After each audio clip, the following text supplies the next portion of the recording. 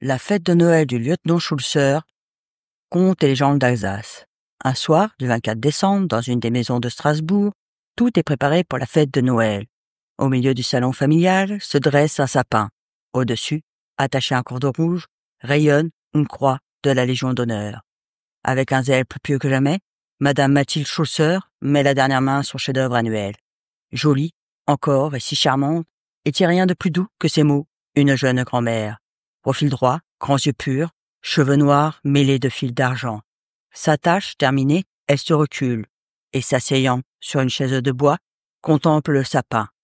Dans la décoration éphémère de l'arbre, elle salue certains ornements qui sont de durée. Ils égayeront l'enfance de ses petits-fils comme ils ont égayé son enfance, à elle, la grand-mère. Voilà, par exemple, les 2 figurines de porcelaine qu'on a jadis achetées pour elle et pour son frère, le lieutenant Aimé Schulzer, mort au Tonkin à la fin de décembre. Madame Schulzer lève les yeux sur la muraille où s'étale une lettre du lieutenant. Encadrée, cette lettre fait pendant à un autographe de Kléber. « Mon beau-frère, murmure-t-elle, tu seras le roi de la fête cette nuit. » Bientôt, les petits-fils et petites-filles entrent par groupe. Une curiosité à la fois ardente et discrète donne à leurs yeux bleus ou bruns la même flamme ravissante.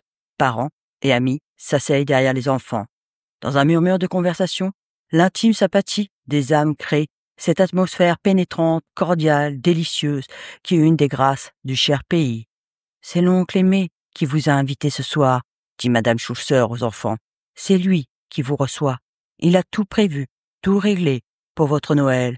L'oncle Aimé, vous savez comment il est mort. » Dans un tiroir de sa table, Madame Schulzer prend une lettre que tous ses enfants connaissent bien.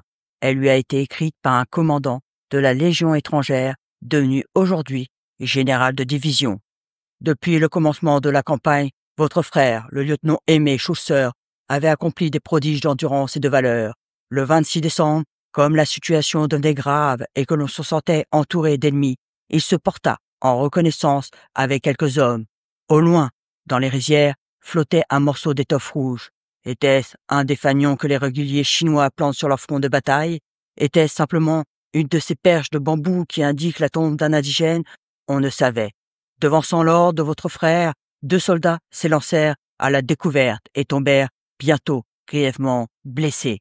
Votre frère, ne voulant pas les laisser aux mains d'un ennemi sans pitié, marcha jusqu'à eux sous un feu terrible. Avec une force surhumaine, les soutenant de ses bras, le brave camarade les ramena en lieu sûr. Mais en atteignant le but, il fut blessé, lui aussi, et mortellement. Son courage n'avait d'égal que sa bonté. C'est un véritable héros que nous pleurons. À la lecture de ces nobles lignes, les yeux des enfants brillèrent plus fort. Ils ne pleuraient pas. La mort est pour eux chose si éloignée, si étrangère. Et puis l'oncle Aimé, le bon géant, de qui le portrait domine la salle, large front, moustache et barbiche noire, a l'air si vivant. Aussi bien, tout cela, c'est déjà de l'histoire. Mais voici que Madame Schulzer prend en main la dernière lettre de l'oncle Aimé. Elle la lit, en s'arrêtant çà et là, pour expliquer certains passages. « Ma sœur chérie, il est 4 heures du matin. Je viens de célébrer la fête de Noël avec mes hommes dans un village tonkinois, entouré d'une ceinture de bambou sur les bords de l'Oknam. Mes hommes montrent en toute occasion une vaillance qui m'enchante, qui dira jamais assez tout ce que cette légion étrangère contient de dévouement caché. Certes, il y a là quelques aventuriers qui viennent de partout et qui peut-être ont tout fait, mais ils se fondent dans une masse admirable de braves et généreux compagnons. D'ailleurs, des uns comme des autres, j'ai réussi à me faire obéir en me faisant aimer. Tu te rappelles, grande sœur, le beau-père Kruger, qui fut mon professeur à Strasbourg. Il disait, le principe de la discipline, c'est l'affection. L'élève qui aime son maître l'écoute et le comprend. À celui qui ne nous aime pas, vous n'enseignez jamais rien qui vaille. Cela est exact aussi pour la discipline militaire. Si tu savais quelle délicatesse j'ai trouvée dans le cœur de mes hommes. Voilà un fait entre 1000. Ici, l'eau n'est guère bonne à boire, surtout pour nous, Alsaciens, qui sommes des gourmets d'eau pure. Dans une expédition, j'avais remarqué une source de qualité meilleure, et je l'avais signalée, en passant. Entourée de montes sauvages au pied des montagnes qui limitent la vaste plaine où nous sommes postés, cette source est au moins à 2 heures de marche. Or, chaque matin, je trouvais près de mon lit une cruche pleine de l'eau de cette source, et sur la cruche, une touffe de cette menthe sauvage. J'avais beau surveiller mes hommes, leur rappeler le danger, leur défendre de sortir du poste, les menacer de punition s'ils retournaient vers la montagne. Rien n'y faisait. À la fin, j'ai été forcé de dire « Réfléchissez, s'il arrivait malheur, ce serait moi qui serais puni. » Alors, la cruche resta vide, mais il y avait de la tristesse autour de moi. Pour cette fête de Noël, mes hommes avaient décoré un sapin avec beaucoup d'ingéniosité. Hélas, c'est tout de même un sapin tonkinois. Oh, notre sapin d'Alsace et nos petits bonhommes en porcelaine qui me manquent. Ici, les soldats ont fait le réveillon avec du café réduit en poudre, à coups de crosse de fusil, dans le couvercle de marmite que mon sergent tenait entre ses pieds. Puis est venue l'heure de la causerie, des contes. Quel conte de Noël choisir pour de tels hommes? En cette matière, mon répertoire est médiocre. À tout hasard, j'ai raconté le chat botté. Ce chat a dû chausser des bottes de 7 lieues pour venir jusqu'ici, mais son succès fut sans pareil.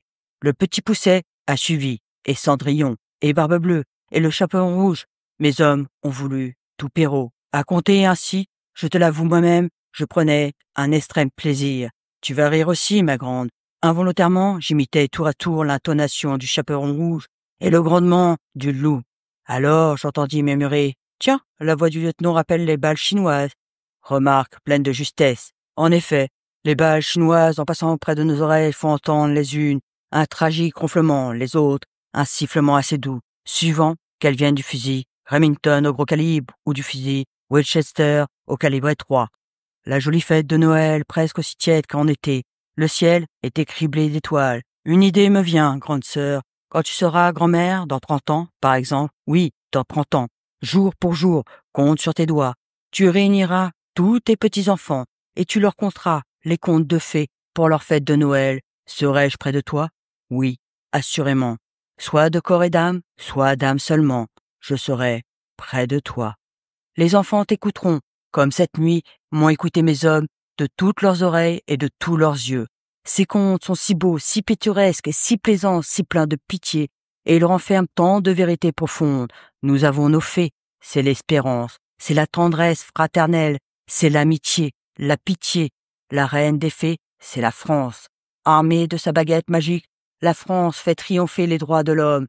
Elle élève dans ses écoles une foule de petits chaperons rouges et de petits poussets qui n'auront jamais peur de l'or. Mais il faut que je te quitte, grande sœur. Voilà le jour. Les enfants répétèrent d'une commune voix, presque à leur insu, voilà le jour. Merci de m'avoir écouté et on se retrouve bientôt pour de nouvelles aventures.